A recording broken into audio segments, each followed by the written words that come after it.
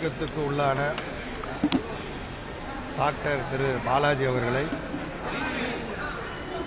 சிகிச்சை பெற்று வருகிற அறையில் சென்று சந்தித்தோம். உடல்நலம் தேறி இருக்கிறார், நல்ல நிலையில் இருக்கிறார். அவரோடு உரையாடினோம். அவரும் பல நல்ல கருத்துக்களை சொன்னார். இந்த சம்பவம் என்பது ஒரு விரும்பத்தகாத சம்பவம், வன்மையாக கண்டிக்கத்தக்க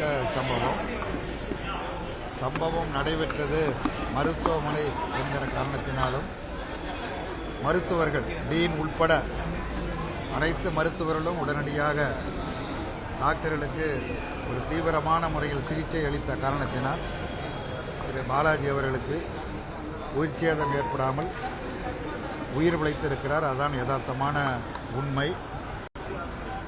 பொதுவாக அரசு மருத்துவமனை, ஆரம்ப சுகாதார நிலையத்தில் இருந்து மருத்துவக் கல்லூரி மருத்துவமனைகள் வரை ஏழை எளிய மக்களுக்கு பாதுகாப்பான இடம் அரசு மருத்துவமனைகள் தான்.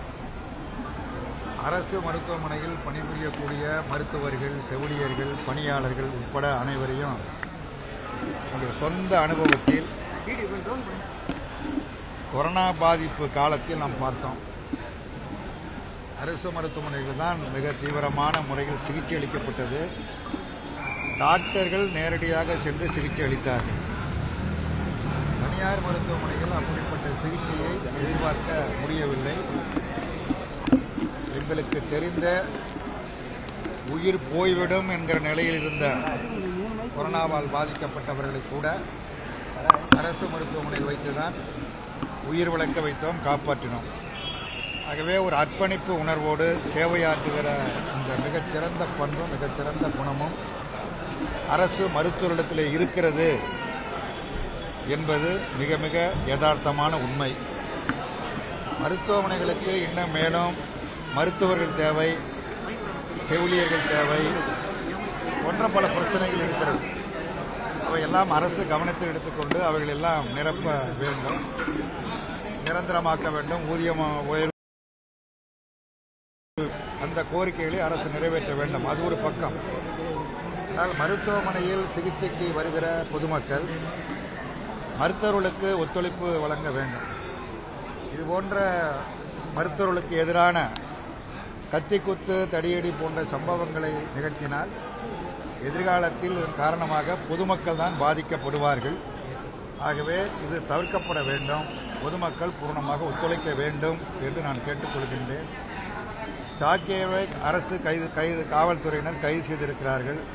உரிய சட்ட ரீதியான உரிய நடவடிக்கை எடுத்து நீதிமன்றத்தின் மூலமாக அவருக்கு தண்டனை வழங்கப்பட வேண்டும். சார், மருத்துவர்கள் பற்றாக்குறை இருக்கிறத தொடர்ந்து குற்றச்சாட்டு இருக்கு. அரசு மருத்துவர்களே சொல்றாங்க 20,000 மருத்துவர்கள் வேணும்னு கடந்த 8 மாசமா டாக்டர்ஸ் வந்து ரெக்வஸ்ட் வைக்கிறாங்க. இதுவரை நிவர்த்தி பண்ணலன்னு கவர்மெண்ட் மேல குற்றச்சாட்டு வைக்கிறாங்க. எப்படி பாக்குறீங்க சார்? 2500 மருத்துவம் காலியா இருக்கு. 2500 பணியிடங்கள் காலியா இருக்கு. 2200 2500 இடங்கள் மருத்துவர்களை நியமிக்க வேண்டும். காலி பணியிடம் 2500 காலி பணியிடம் இருக்குன்னு சொல்றாங்க.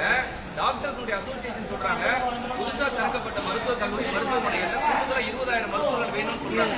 சரி, எவ்வளவாக அது எண்ணிக்கை பிரச்சனை அல்ல. எண்ணிக்கை 2000 4000 10,000 என்பதெல்லாம் பிரச்சனை. போதுமான அளவுக்கு தேவையான மருத்துவர்கள் இருந்தால்தான் அது செய்ய முடியும். அரசு அதில் கவனம் செலுத்த வேண்டும். மருத்துவர்கள் மற்றும் செவிலியர்கள், பணியாளர்கள் உட்பட அனைவரையும் காலியாக இருக்கிற இடங்கள் அனைத்தையும் பூர்த்தி செய்வதற்கு அரசு நடவடிக்கை எடுக்க வேண்டும் என்று கேட்டுக்கொள்கிறேன். மருத்துவர்களின் அணுகுமுறை வந்து நோயாளிகிட்ட சரியில்லைன்னு பொதுவாக குற்றச்சாட்டு இருக்காங்க. எல்லா அரசு மருத்துவமனை இதே நிலை தான் இருக்குதுன்ட்டு. அப்படி சொல்ல முடியாது. புரிதலில் இருக்கிற பிரச்சனை.